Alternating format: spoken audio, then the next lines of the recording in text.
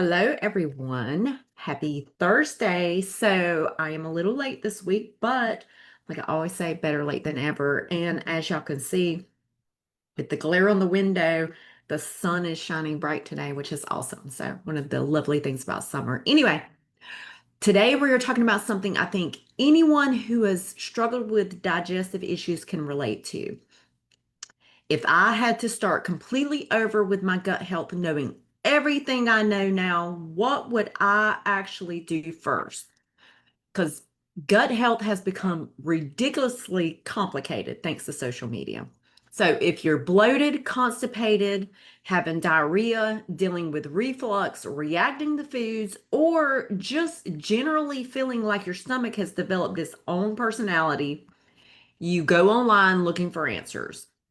And that's typically where the fun begins. So you Google one symptom, and 45 minutes later, you've diagnosed yourself with SIBO, with candida, with parasites, with leaky gut, histamine intolerance, mold toxicity, and you're wondering if you need to order $700 worth of supplements before dinner. Then you go get on social media. One person tells you to eat more fiber. Another one tells you fiber is going to destroy your gut. One person says eat fermented foods. Don't eat fermented foods. Take probiotics. Don't take probiotics. Whatever you do, don't take probiotics. Eat 30 different plants a week. Go carnivore. And meanwhile, you're sitting there thinking, can somebody just tell me what to eat for lunch? Like, seriously? So today I want to simplify this. I've been working in functional health for years now, and I've seen a lot of people come to me after they've already tried 5 diets, 20 supplements, and every gut health hack that they could find. And I've also had my own journey with gut health. So, knowing what I know today, if I had to start completely over, these are the 7 things that I would focus on first. And spoiler alert, buying more supplements is not number one. Now, number one, I would stop chasing symptoms and start asking why. So this is probably the biggest mindset shift. When something happens in our body, our immediate question tends to be, what can I take for this? I'm bloated. What can I take? I'm constipated. What can I take? I have reflux. What can I take? I have diarrhea. What can I take? And sometimes we absolutely need some symptom relief. But eventually, we need to ask a different question. The question is, why is this happening? Because bloating isn't a diagnosis, constipation isn't a root cause. Reflux doesn't tell us why you're having reflux. It's all information. There are so many things that can contribute to digestive symptoms. Like maybe, for example, motility is sluggish. Maybe food isn't being broken down efficiently. Maybe there's an imbalance in the microbiome. Maybe there's a bacterial overgrowth in the small intestine. Maybe hormones or thyroid function are affecting motility. Maybe you're under an enormous amount of stress. Maybe you've been restricting foods for so long that your diet has become extremely limited. And guess what? Here's where people get frustrated. Two people can have the exact same symptoms for completely different reasons. Let's say two women both tell me I'm bloated every single night. One may be severely constipated, and the other one could have SIBO. Those aren't necessarily going to be addressed the same way. So, if I were starting over, I'd spend less time asking what supplement fixes bloating and more time asking what is my body trying to tell me. Now, number two, I would pay a lot more attention to my poop. Yes, yes, we are talking about poop. You knew it was coming. If you followed me for any amount of time, you're probably not surprised. Your bowel movements give us a lot of information about digestion. Like, for example, I want to know, how often are you pooping? What is the consistency? Do you have urgency? Do you have to strain? Do you feel completely empty afterwards? Are your stools hard or are they tiny little pellets? Are they loose? Do they float? Do you see undigested food? Are you going 3 times before you even finish your morning coffee? Or are you sitting there on Friday thinking, wait, when did I actually last poop? All of that is important information. And one phrase I hear all the time is, I've always been constipated. That's normal for me. And guess what, y'all? I said that myself for years. It may be normal for you because you've experienced it for years. That doesn't necessarily mean it's normal or optimal. Regular bowel movements are important because this is one of the major ways the body eliminates waste. And especially for women in perimenopause and menopause, I pay attention to this because the gut is also involved in how hormones such as estrogen are metabolized and eliminated from the body. So, if you're constipated, I don't just want to give you something that forces a bowel movement. I want to understand why motility is slow in the first place. Like, for example, are you eating enough? Are you getting enough fiber for your tolerance? Are you drinking enough water? Are you moving your body? Are you getting enough magnesium? Could thyroid function be contributing? Are you chronically stressed? Could there be methane overgrowth? There are a lot of possibilities. So, yes, poop becomes a detective. So, or become a poop detective. I'm sorry. So, maybe don't announce it at dinner, but just pay attention. Start paying more attention. Now, number three, I would stop assuming every gut healthy food is good for my gut right now. So, this is actually a huge one. We're constantly told eat more fiber, eat fermented foods, drink kombucha, eat sauerkraut, take probiotics, eat 30 different plants a week. And for many people, those can be wonderful ways to support the microbiome. But here's the part social media tends to leave out. What's healthy in general isn't automatically appropriate for every person at every stage of healing.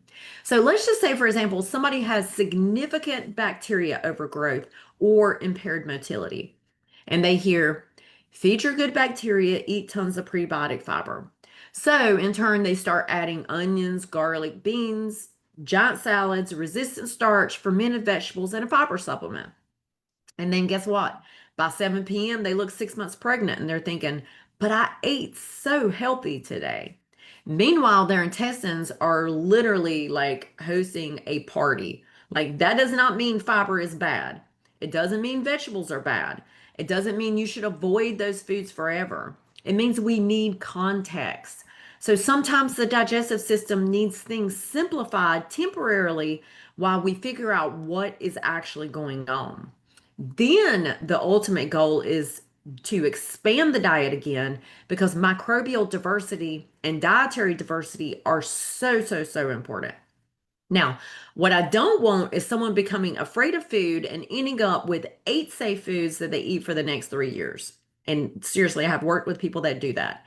So if I were starting over, I stop asking, is this food healthy? And start asking, is this food working for my body right now? Now, number four. Number four is I would actually master the boring basics before spending a fortune on supplements. And I have spent a fortune on supplements in the past. Nobody wants this answer. Like, nobody wants it. We want the exotic supplement harvested from a rare tree that only grows on the side of a mountain in Peru. But guess what? Sometimes what your digestive system needs is much less exciting. Like, for example, are you hydrated? Are you eating enough protein? Are you eating whole foods most of the time? Are you moving? Are you sleeping? Are you chewing your food? And here's a big one. Are you actually sitting down when you eat?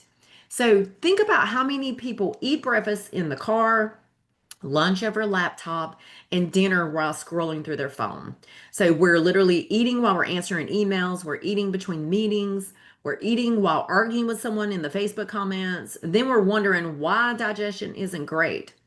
Digestion works best when the body is in more of a rest and digest state. So one of the simplest things that we can do is slow down before meals. Sit down. Take a few slow breaths. Look at your food. Chew it. Put your fork down occasionally.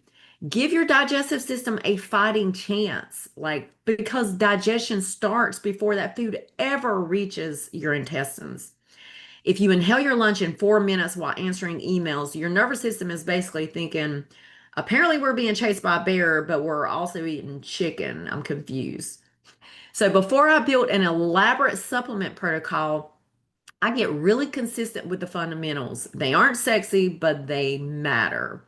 Now, number five, I would take my nervous system much, much more seriously. So, years ago, when people talked about gut health, almost everything revolved around food. Now, I don't think you can have a complete conversation about digestion without talking about the nervous system. Your brain and gut are constantly communicating, and you've experienced this. So think about being really nervous before a big presentation. Suddenly you have butterflies, or you have to poop, or you completely lose your appetite. That is essentially your brain affecting your digestive system. Now, imagine that instead of experiencing stress for 20 minutes before a presentation, your nervous system is getting that message all day long. So, work stress, family stress, financial stress, poor sleep, notifications going off constantly, rushing everywhere, never actually resting, overtraining, under eating. Like your body doesn't neatly separate those things. So, chronic stress can influence motility, digestive secretions, visceral sensitivity, and the gut microbiome. So, when I say this, I'm not saying your gut problems are all in your head, because they're not. I'm saying your nervous system is one part of your physiology and it directly communicates with your digestive system. The other problem is that telling someone to reduce stress isn't particularly helpful. So, what are they supposed to do? Quit their job, sell their house, give their kids away, move to Fiji? Actually, don't answer that last one too quickly because I might say yes. For most of us, the stressful things aren't disappearing tomorrow. So the goal isn't creating a completely stress-free life. It's essentially teaching the nervous system how to come back down after stress. And that might mean spend some time walking outside, doing some deep breathing, taking up yoga, strength training, meditation or prayer, reading, gardening, spending time with people who make you feel good, turning your phone off, getting sunlight in the morning, going to bed earlier. It does not need to be complicated. Even just 5 or 10 minutes consistently can be a great place to start. Now, number six, I would stop throwing random supplements at my gut. I cannot stress this one enough. This one may save you some money, so you can thank me later. Because one of the most common patterns I see is supplement stacking. So somebody starts having bloating. What do? They Google it. Now they're taking olive oregano. Then somebody recommends berberine. And then someone recommends probiotics. And then digestive enzymes. And then glutamine, then a binder, then magnesium, then another probiotic because apparently the first probiotic wasn't probioticing hard enough. And suddenly there's 17 bottles on the kitchen counter. And then I ask which one is actually helping, and they say, I have absolutely no idea. So I have to tell you that's a problem because supplements aren't automatically harmless just because they're natural, but more isn't always better. And antimicrobial herbs in particular aren't something I think people should casually just take indefinitely because they heard that they're good for SIBO or candida. And the same actually goes for probiotics. I love probiotics when they're appropriate for someone, but probiotics aren't one thing. Different strains can have different effects, and some people tolerate certain products wonderfully, while others get significantly more bloated or reactive. So, if I were starting over, I would be much more intentional. I would ask, why am I taking this? What am I hoping it does? How will I know it's working? How long am I planning to use it? And then I'd introduce things gradually whenever possible. Because if you start taking 6 things on Monday and feel terrible on Wednesday, then good luck figuring out which one did it. Your supplement cabinet shouldn't look like you're opening a small vitamin store. Targeted supplementation always beats more. Now, number seven, I would test when appropriate instead of guessing forever. So this is the final one, and it's a big part of how I work with people today. I wouldn't test absolutely everything just because testing exists. Testing should answer a question, but if I had a persistent symptom and the foundational things weren't solving the problem, then I would actually stop guessing because symptoms can only tell us so much. Bloating can have multiple causes, constipation can have multiple causes, diarrhea can have multiple causes, fatigue can have about a million causes. And this is where functional testing can sometimes give us another piece of the puzzle. So, depending on the person and their symptoms, I may want to look at things like basic blood work, thyroid markers, look at someone's iron and ferritin levels, blood sugar and insulin markers, nutrient status, a comprehensive stool test, or breath testing when SIBO or intestinal methane overgrowth is suspected. But here's the important part. The test isn't the treatment. I don't treat a piece of paper. I look at the person. I look at your symptoms, your history, your diet, your lifestyle, your medications, your supplements, your stress, your sleep, your bowel habits. And then testing can help us put more pieces together. Because I would much rather have a reason for doing something than throw oregano oil at everybody who walks through the door. Now, I know I said seven, but I'm sneaking this one in because it's important. Gut issues often don't develop overnight, and they usually aren't resolved overnight either. So people will tell me, I've been doing this for 2 weeks and I'm still bloated. And I understand the frustration. I have been frustrated. Heck, I was frustrated half my life with my own gut issues. When you don't feel good, 2 weeks feels like 7 years, like literally. But sometimes we're working on patterns that have been developing for years. Healing isn't always linear either. You may feel amazing for 5 days and then have a bad day. That doesn't automatically mean everything stopped working. Sometimes you ate something different. Sometimes you didn't sleep. Sometimes your menstrual cycle's coming. Sometimes you're stressed. Sometimes your gut just woke up and chose violence for the day. Look at the overall trend. Are bowel movements improving? Are you tolerating more foods? Is bloating decreasing? Are you sleeping better? Is your energy improving? Are reactions becoming less frequent?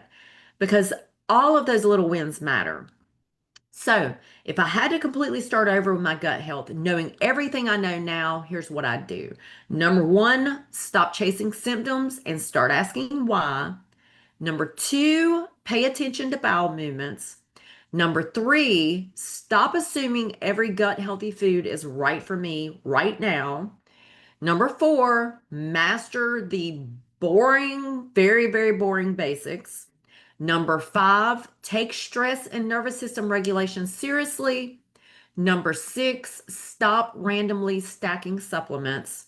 Number seven, test strategically when there is a reason to test. And then the bonus, give your body some time. The goal isn't perfection. The goal is figuring out what your body needs and systematically removing the things that are getting in the way. So, if this is really the reason, or I will say, this is really the reason I am such a big believer in personalized gut health, because I can have three people sitting in front of me who all say the exact same thing. They say, I'm bloated, I'm exhausted, I'm constipated, and I can't lose weight. And there may be completely different things driving those symptoms in each person individually. One may have impaired motility, one may have a thyroid issue, and one may have SIBO or an imbalance in the gut microbiome. One may be dealing with perimenopausal hormone changes on top of blood sugar issues and chronic stress. And yes, I know that was four. I know that was four. Apparently, we're doing bonus people now too. So that's why I don't believe in giving everyone the exact same gut protocol. Your symptoms are clues. The goal is to put those clues together and understand the bigger picture. So if you've been bouncing from diet to diet, supplement to supplement, and you're frustrated because you still don't know what's actually driving your symptoms, that is exactly the type of work that I do every single day. I help people look at the bigger picture, identify patterns, and when appropriate, use functional testing to get more information so that we can create a plan that's actually personalized to them. So if you'd like some help figuring out what's going on with your gut, send me a message with the word gut and we can talk about what working together might look like. And before you go, put this in the comments. Which one of these 7 do you think you need to work on the most? And if you know somebody who's currently taking 19 or 20 supplements and Googling their poop at midnight, then send them the link to this live, and I will see you guys next week.